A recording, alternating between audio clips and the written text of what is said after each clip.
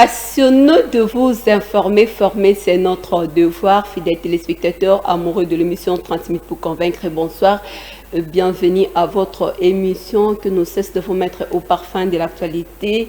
Personne n'ignore que l'actualité en République démocratique du Congo est toujours dominée par le débat autour de loi de finances sur l'exercice 2022. Et pour en discuter, décortiquer de ça, je ne suis pas seule au moins sur ce plateau. Je suis accompagnée à mon très chers invités, à la personne de Maître Bill Ntumba Mwamba, analyste politique. Bonsoir et bienvenue à cette émission. Bonsoir, madame. Merci beaucoup. Comme annoncé au moins au sommaire de cette émission, ce budget historique a au moins l'intérêt de la population ou bien c'est juste pour les diverses opinions de la population congolaise? Merci beaucoup, madame, pour cette question combien pertinente. Le budget n'est pas fantaisiste, c'est qu'il faut le dire. Il correspond à la lutte et à la vision du gouvernement central qui consiste au bien-être de la population. C'est la raison pour laquelle, lorsque le gouvernement s'est installé ou a été investi, il devait plus travailler pour le bien-être de la population, d'où qu'on voit un peu cette majoration du budget pour que le peuple tout entier puisse quand même se retrouver dans ce que fait l'effort, dans tout l'effort ou les efforts que fournit notre gouvernement, qui se veut un gouvernement responsable.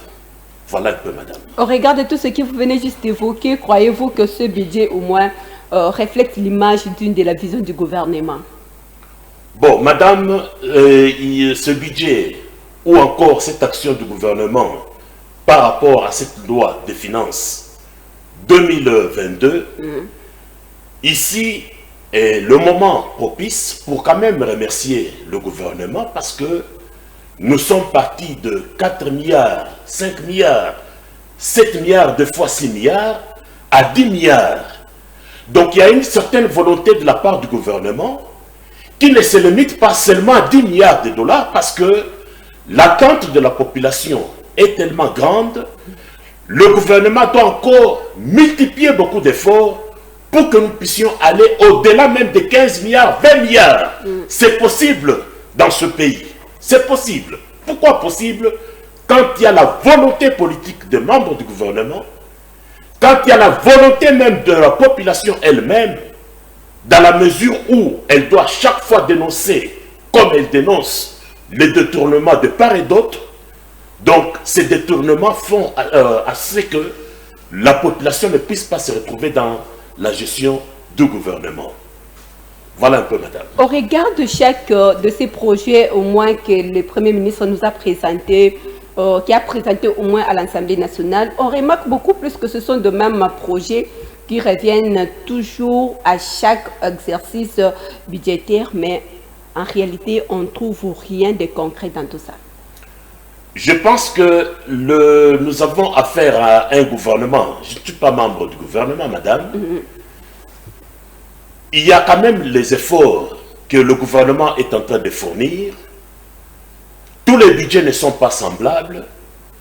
Mais ce qu'il y a à dire, c'est qu'effectivement, de par la volonté de ce membre ou de ce gouvernement, il faudra que nous puissions demander au gouvernement de réduire le train des institutions et consacrer plus ce budget pour le bien-être de la population. Actuellement, nous avons une urgence qui est l'instauration de l'autorité de l'État et le rétablissement de la paix à l'est du pays. Exactement. Alors, c'est dans ce cadre-là que le gouvernement, quand bien même le budget a été déclaré recevable par la Chambre basse, cependant, il y a encore du travail à faire pour faire un peu le toilettage. Et en plus, ce budget où cette loi de finances sera envoyée en seconde lecture au Sénat, je crois qu'il y aura quand même des améliorations. Nous pourrons quitter, c'est pas cette loi, peut quitter de 10 milliards à, pourquoi pas 12, 13, 15 milliards de dollars. Quitter, c'est bien, mais lorsque, bon, ça nous apporte absolument rien sur les attentes de la population congolaise. Avoir des milliards, maîtres, c'est bien. Mais en réalité, où sommes-nous avec ça? Madame, il y a une certaine volonté, comme je ne cesse de le dire. La volonté consiste à mobiliser les recettes. Ici, il faut faire allusion aussi au changement de mentalité. Mobiliser les recettes. Non seulement que le gouvernement, ça doit être l'apanage du seul gouvernement, mais ça doit être aussi l'apanage de toute la population, parce que ce budget est pour la population. Si nous nous croisons les bras, nous laissons les détourneurs de fonds de l'État faire du n'importe quoi, ça ne va pas. Je crois que la population doit aussi s'approprier ce budget et contribuer tant soit peu. Là où il faut payer l'impôt, il faut payer, parce que ce n'est pas pour rien qu'il y a le civisme sur l'impôt. Là où il faut décrier ou dénoncer un détournement, il faut le faire, et que la justice aussi soit à mesure de pouvoir juger, n'est-ce pas, ceux qui sont des détourneurs de fonds de l'État, lesquels détournements risquent d'être l'obstacle, n'est-ce pas, de cette réalisation de 10-15 milliards de dollars comme budget de l'exercice 2022. Merci beaucoup. C'est juste un titre de rappel à tous ceux-là aussi qui nous suivent de partout. Nous sommes sans ignorants que le Premier ministre, lors de son programme d'action, avait beaucoup plus martelé sur la priorité des priorités sur la sécurité à l'Est de la République démocratique du Congo, l'éducation ainsi que les social de la population congolaise. Vu le budget présenté pour l'exercice 2022, où en sommes-nous? Le budget 2022 a été voté. Nous attendons sa promulgation par le chef de l'État. Je crois que le travail est en train d'être fait. Des ressources seront mobilisées. Et c'est de cette mobilisation que nous allons voir l'impact de ce budget par rapport à nos peuples. Parce que parler d'un budget de 10, 15 milliards, 20 milliards même, si nos peuples, nous ne sentons pas, n'est-ce pas, cet effort du gouvernement dans sa façon de faire et d'agir, cela risquerait d'être un slogan et nous risquerons de qualifier ce gouvernement d'irresponsable. C'est ici l'occasion, pour moi, d'interpeller les gouvernants, parce que le gouvernement a affaire à la gestion d'une ressource humaine. Nous ne sommes pas des objets. Nous sommes des hommes. Nous avons des droits et des obligations. Que le gouvernement fasse tout le nécessaire. Nous éviter des slogans. Nous éviter des promesses qu'il ne sera pas à mesure de réaliser et de nous laisser dans une souffrance qu'on ne cesse de décrier du jour au jour, d'année en année. Ça ne va pas. Nous avons besoin d'un changement. Même lorsque le budget est voté, qu'on sente l'impact de ce budget, ça va encore nous encourager à dire que ce gouvernement est un gouvernement responsable et des warriors, comme on dit warriors. Les warriors, ce sont ceux, lorsqu'il y a une difficulté, face à une difficulté, on ne dit pas qu'on nous bloque. Face à une difficulté, les warriors trouvent toujours une porte de sortie pour que la population soit contente. Et lorsque la population est contente, même eux qui nous gèrent seront quand même contents et en sécurité. Hein, madame? Oui. Imaginez-vous, le budget est centré juste pour le train des institutions. Ceux-là se promènent que dans de belles voitures, accompagnés souvent de sécurité. Et quand ils passent, les membres de ce gouvernement de warriors, et trouvent toujours la population dans une misère totale. Actuellement, si vous passez dans toutes les avenues, vous trouverez toujours, devant la parcelle, il y a toujours des petits objets qu'on vend pour faire face à la vie. Mais finalement, nous interpellons quand même le gouvernement à faire de mieux pour rendre ces peuples dignes de son nom.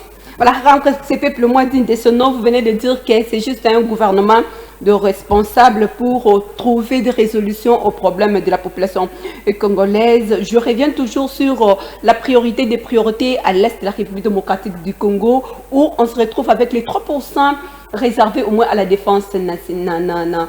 À la défense nationale. Pensez-vous que c'est vraiment consistant avec ces frais de fonctionnement ou bien ces frais de soutenance vu tout ce qui se passe à l'est de la République démocratique du Congo? Je crois que la plupart des analystes ont pu décrier cette façon de faire du gouvernement. Le Premier ministre a eu à voir toutes ces observations de la part de nos députés. Je crois qu'il y aura un travail de toilettage, n'est-ce pas, de ce budget pour quand même augmenter le taux de pourcentage lié, c'est pas à la défense nationale. Mais ce n'est pas la première fois aussi. Tout à fait, ah oui. Parce que c'est une œuvre humaine, madame. Je crois que ça ne doit pas rester trop statique. Donc c'est une œuvre qu'on a présentée. Il y a eu, c'est pas des observations qui ont été faites. Je crois que ce budget doit être revu, et plus précisément dans le secteur de la défense nationale, parce que la guerre à l'est du pays nécessite beaucoup de moyens financiers pour permettre quand même à nos militaires de faire face, n'est-ce pas, à tout ce qu'il y a comme couche d'insécurité et y mettre complètement fin, parce que nous ne pouvons toujours pas continuer à vivre avec cette guerre de l'est du pays qui floue même l'élan de notre pays. Les investisseurs pour venir, ils vont toujours trouver des astuces, qui a la guerre, mais pourtant, le gouvernement doit tout faire pour mettre terme à leur terme. C'est ici l'occasion pour aussi interpeller ceux qui sont toujours derrière. On a toujours l'habitude de dire, c'est l'Occident, ce sont les étrangers. Mais nous-mêmes, nous sommes à la base de ce qui se passe comme la guerre à l'est du pays. Chers frères congolais, celui qui est, n'est-ce pas, qui est animé d'un sentiment de patriotisme, en tout cas qu'ils se disent, trop c'est trop, nos frères sont morts à cause de l'égoïsme, à cause de la trahison de nous-mêmes, peuple congolais. Il est grand temps que nous puissions quand même contribuer à ce que la paix soit restaurée à l'est du pays, pour qu'ensemble, nous puissions rebâtir ce pays tant détruit il y a autant d'années. Merci beaucoup. Restons toujours sur cette même page sur la sécurité en l'Est de la République démocratique du Congo, 11 fois déjà renouvelé sur l'état de siège. Est-ce que décréter d'abord l'état d'urgence à l'Est de la République démocratique du Congo, c'était vraiment urgent? C'est parmi les moyens, madame. Parce que vous vous souviendrez qu'il y a eu plusieurs colloques, plusieurs rencontres avec le régime du président Kabila. Il y a eu plusieurs réunions, plusieurs conférences, plusieurs colloques sur la paix. On a pu dénommer ces colloques plusieurs attributions, mais finalement, on s'est rendu compte que ça n'a pas apporté la paix. Mais si, n'est-ce pas, le président de la République a pu décréter l'état de siège, je crois que c'est parmi les solutions. Et vous savez, nous sommes déjà à la 12e prorogation de l'état de siège. Nous avons beaucoup dépensé. Il y a beaucoup de gens qui sont morts à cause de ça. Il faudrait que nous puissions avoir le prix. Pourquoi on a décrété cet état de siège, c'est la paix. S'il faut dresser au moins le bilan par rapport au 12e ou bien au 11e état de siège renouvelé, quelle serait votre lecture par rapport à tout ça? Non, madame. Je crois qu'il y a toujours des indécis. Vous savez qu'il y a la plupart des gens qui profitent de cette guerre pour se faire de la fortune, pour se faire de l'argent. Même ceux-là qui décrient que les minéraux de l'Est, c'est des minéraux de sang.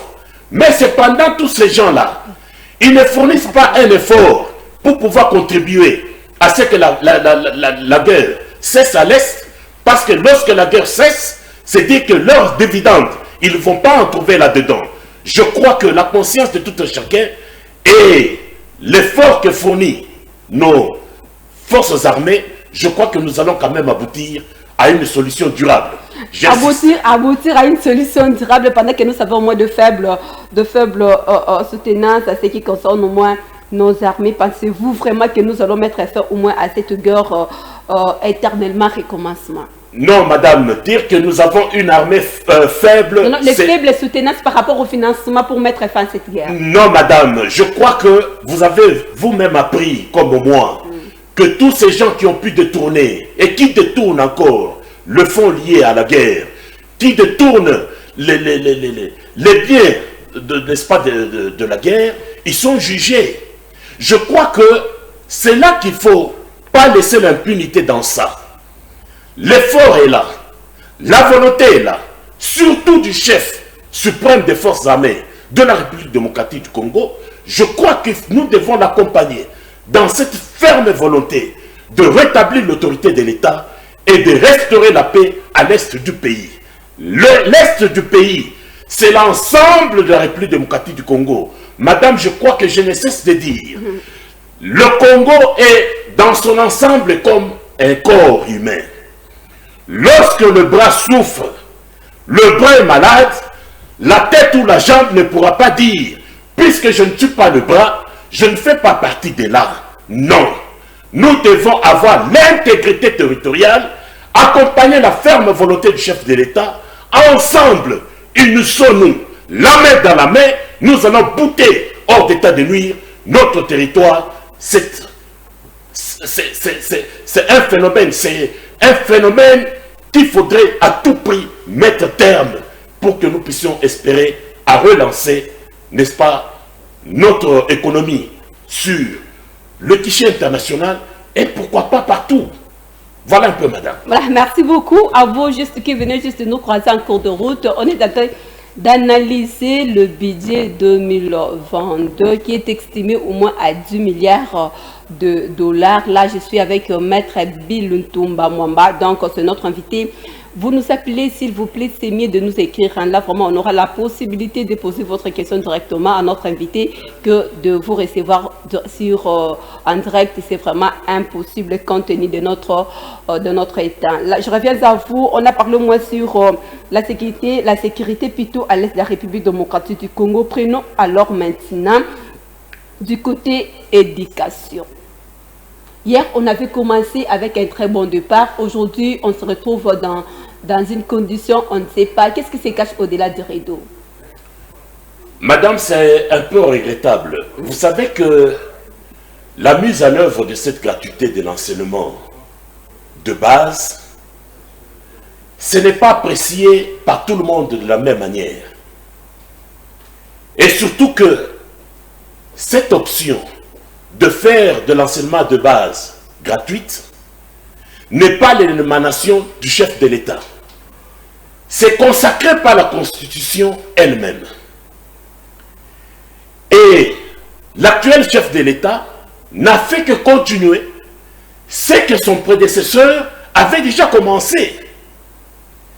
Mais qu'est-ce qui se passe aujourd'hui? C'est l'arbre qui cache la forêt. Il y a de ces gens, promoteurs, qui sont mécontents. Parce que vous savez, l'année passée, il n'y a pas eu trop de problèmes comme cette année. Pourquoi? Parce que la plupart des promoteurs se sont rendus qu'ils sont plus investis dans les écoles, mais finalement avec la gratuité, ils se rendent compte qu'ils ne trouvent pas le gain comme ils pouvaient en trouver dans les années passées. Est-ce que ces gens-là sont vraiment des compatriotes? Ce n'est pas correct. Les problèmes se posent juste au niveau de paiement de leurs enseignements qui ne sont pas encore en ordre, pendant qu'eux-mêmes, avec leur financement, les enseignants étaient vraiment en ordre, donc il y avait vraiment de bonnes conditions par rapport à l'avènement de la gratuité de l'enseignement. Madame, le gouvernement est en train de fournir un effort. Un salaire qui était, ce n'est pas de 50 $. Actuellement, ce salaire est en train de monter graduellement. Le gouvernement ne peut pas faire un miracle, madame. C'est la raison pour laquelle il y a le dialogue entre les syndicats et le gouvernement. Quitte aux deux parties aussi de respecter quand même ses engagements. Si le gouvernement a décidé qu'on paye autant, que c'est le gouvernement soit en maître de payer cet autant. Que ce ne soit pas comme si c'était un don. Parce que du côté des enseignants, ils fournissent aussi quand même un effort pour quand même donner de leur connaissance aux enfants que nous envoyons aux écoles. Donc je pense qu'il faudrait un dialogue sincère entre les deux parties de manière à sauver l'année. Parce que l'allure avec laquelle cette histoire commence à prendre corps, ça commence un peu à inquiéter. Et ça risquerait de faire échec à une bonne année qui a pourtant bien commencé, mais pourtant, il y a d'autres couches où il y a d'autres responsables avec des cartouches pour faire échec. Qu'on dise que non, la gratuité a échoué. Cependant, madame... On le dit toujours que la gratuité a échoué parce que l'année passée, c'était quand même merveilleux, mais aujourd'hui, cette année, on est dans des couacs. Les parents ont déjà commencé à payer d'abord les $100, les $80 dans d'autres écoles. Madame, je suis navré de vous parler quand même d'une révélation. Vous savez que même ces parents qui payent, c'est un peu regrettable parce que les parents ou le comité des parents, tel que vous voyez, la plupart ne sont pas sincères. Vous savez que tous les parents n'ont pas les mêmes revenus, n'ont pas le même salaire chaque fin du mois. Je vous donne un exemple, entre parenthèses. Vous vous retrouvez devant l'arrêt de bus. On est le matin, mais parce qu'il y a beaucoup de gens, avec tout ce qu'il y a comme embouteillage. Vous voyez le bus qui arrive, le chauffeur qui vient avec son receveur qui vous dit, pour arriver, par exemple, quitter Kingasen Souka vers la ville, il faut 1500, 2000 francs congolais. Quelle est l'attitude de cette population? Chacun est pressé. Celui qui a l'argent monte. Celui qui n'a pas l'argent regrette. Et ceux qui ont l'argent partent. Quant aux chauffeurs et aux receveurs, ils ont gagné. Nous retournons dans la question que vous me posez. Le comité des parents se trouve en réunion.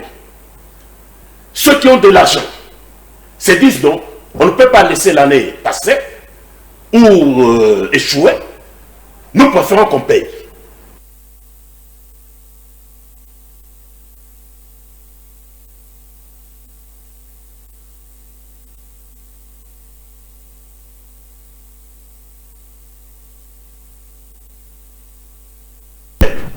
Le manque de sincérité.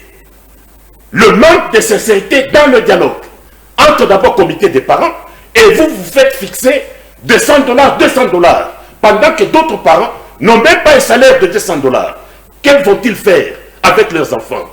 Je crois que le gouvernement doit recadrer quand même les choses et prendre ses responsabilités à main, fixer des montants qui soient susceptibles de permettre même aux parents qui n'ont pas de revenus convenables de pouvoir quand même faire face à l'année scolaire 2021-2022.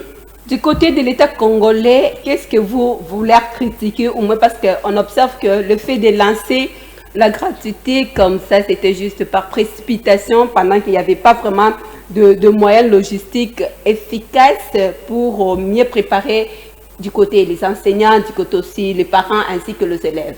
Madame, je crois que l'idée est déjà lancée. Et celui qui a lancé l'idée, comme je l'ai dit, c'est la Constitution qui a consacré la gratuité de l'enseignement. Il appartient maintenant à l'État de tout faire pour créer de nouvelles écoles, de nouvelles classes. Parce que la faiblesse maintenant, dans ce cadre, c'est quoi? Pour l'État, ce sont des privés qui s'imposent. Et le fait pour le privé de s'imposer par rapport à ce que doit payer un parent comme Minerval, non. Vous voyez que ça a montré la force de l'autorité de l'État. Exactement. L'État devient faible par rapport à ça. Mais je crois que l'État doit quand même surmonter. Se surmonter malgré qu'il y a beaucoup d'urgence. Créer de nouvelles écoles, créer de nouvelles classes pour faire face au privé. Il faut combien de temps? Il faut combien de temps? Parce que créer, recréer ou créer... Madame, ça demande aussi recréer, beaucoup de temps. Il faut combien de temps? Avec quel budget? Avec quel créer ou recréer, ah oui. Ça ne demande pas qu'on ait beaucoup de temps. C'est pendant que l'année est en cours que l'État peut commencer déjà à construire. Vous me demandez quel budget? Madame, mais le budget est là. Là, on vient de voter un budget 2022. Le faible budget du côté de l'éducation. Madame, ah oui. Il n'y a pas que le budget. Nous avons aussi des dons. L'accompagnement de la communauté internationale. Nous avons l'UNICEF qui accompagne cette gratuité de l'enseignement. On peut quand même privilégier à construire de nouvelles écoles. À construire, non seulement à construire de nouvelles écoles, mettre dans des conditions minimales l'enseignant parce qu'il a un droit. C'est un être humain, s'il te plaît. Même les députés peuvent se dire qu'on réduise, n'est-ce pas, le train de vie de députés. S'ils reçoivent, c'est pas $7 000, Ils peuvent se dire et se décider d'avoir 5 000 $ et les 2 000 $ on défalque, n'est-ce pas, on déduit pour permettre à ce que l'État puisse avoir des moyens de construire des écoles. Croyez-vous qu'ils vont accepter au moins de réduire leur salaire? Madame, c'est un problème de sentiment patriotique. Celui qui aime la patrie est capable de se dessaisir et se dire oui, pour ma patrie, je suis prêt. C'est possible. Pour ma patrie, je suis prêt, c'est possible. Nous avons quand même quelques messages que les personnes nous ont envoyés au moins ici. Pourquoi vous n'arrivez pas à accepter que le gouvernement a échoué par rapport à la gratuité de l'enseignement? Madame, c'est précoce de dire que le gouvernement a échoué par rapport à la gratuité de l'enseignement. Le gouvernement ici n'a qu'une année. On a vu quand même que l'année passée, ça a tenu. Mais pourquoi ne pas accorder la chance? Pourquoi ici, dans notre pays, ne voir que la négation, même là où il n'y a pas de négation? Il faut encourager le gouvernement, là où il fait bien, il faut lui dire, vous faites bien. Cependant, continuez à faire du bien. Dépassez-vous à faire du bien pour que cette gratuité réussisse, non seulement pour ce mandat ici, mais pour tous les mandats à venir. C'est très important. C'est très important. Message, c'est mieux vraiment de nous envoyer les messages avec le nom. Franchement, c'est mieux de le faire ça. Message non signé, décréter l'état d'urgence, c'est mieux, mais ça profite à quelle personne? L'état d'urgence profite à la RDC tout ensemble. Parce que là, le fait d'avoir la guerre à l'est du pays, par des forces négatives, nous dépossède. Quand je parle de nous dépossède, ça dit dépossède l'État congolais de sa souveraineté. Cet état de siège, c'est une façon de contraindre ceux qui nous font la guerre, de cesser les armes, soit de rentrer chez eux, soit on les traque, ils sont jugés. Pour que demain, s'il y a encore des forces qui veulent se soulever, qu'ils sentent qu'il y a l'autorité de l'État qui est restaurée et que grâce à la paix, on n'a pas droit à l'erreur. Ça profite à notre État, madame. Voilà. Pensez-vous que les 3% réservés à la défense nationale, ça va juste nous permettre à atteindre les objectifs pour mettre fin à la guerre qui est à l'est de la République démocratique du Congo? Non, les 3% c'est trop peu, comme la plupart des gens aussi le disent. Je crois qu'avec le toilettage qui sera fait en commission avant la seconde lecture au niveau du Sénat, ce pourcentage sera élevé pour quand même permettre, n'est-ce pas, à nos forces armées de faire face à cette guerre. Finalement, même cet état de siège a un début, mais il faudrait qu'il ait une fin. Mais cette fin se justifie par le fait de la restauration totale et définitive, n'est-ce pas, de la paix à l'est du pays. Crier sur le social, c'est bien, mais en fait, on ne remarque rien du tout. Nous sommes abandonnés comme les orphelins dans notre propre pays. Qu'est-ce que le maître peut partager comme étant à vie par rapport à ma question? Voici très bien pour cette question. Mais vous savez que nos populations, nous avons aussi des droits et des devoirs. Nous n'allons pas toujours être à la merci des individus. Quand je parle des individus, parce qu'on parle toujours tel. Le gouvernement doit tout faire à l'obligation, n'est-ce pas, de pouvoir refaire un peu ce calcul. Parce que depuis qu'il est là, la population ne doit pas vivre toujours de promesse en promesse. C'est chaque jour que les gens pleurent, se plaignent, tout ça, ça ne va pas, ça ne va pas. Surtout du côté du social. Surtout le côté social. Mais il se peut qu'aussi, nous ne l'avons toujours pas parlé dans nos draps. Il faudrait la mobilisation de nos peuples. Un jour, nous décidons de faire des marches pacifiques, de dire à ce gouvernement, c'est bien beau, vous avez voté un budget de 10 milliards, 15 milliards, 20 milliards, mais nous ne le sentons pas dans notre social.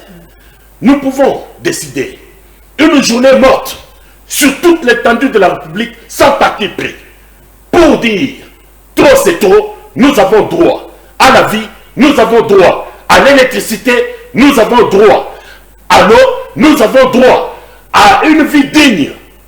Maman, c'est tout à fait normal. Nous n'allons pas toujours chercher à parler tout bas. Il faut se relever. Il faut défendre ses droits. Or, le droit est droit lorsqu'on sait le défendre. On a fait, on s'était. On regarde papa comme ça. On s'est dit, en dessous des draps. Non, il faut se lever. Merci C'est tenir beaucoup. la main dans la main, dire tôt c'est tôt, nous avons droit à la vie. Merci beaucoup. Nous sommes arrivés au moins à la fin de cette émission. 30 minutes pour convaincre. Avant de finir, je vais vous retenir au moins quelques mots. Vous avez dit que nous devons organiser des marches. Mais organiser des marches, c'est bien. Quand même, nous organisons du jour au lendemain, mais ça ne produit absolument rien comme finalité. Madame, vous voyez le temps que font passer certains politiciens. Des marches. Une marche patriotique. En réalité, la bonne marche, c'est le social du peuple.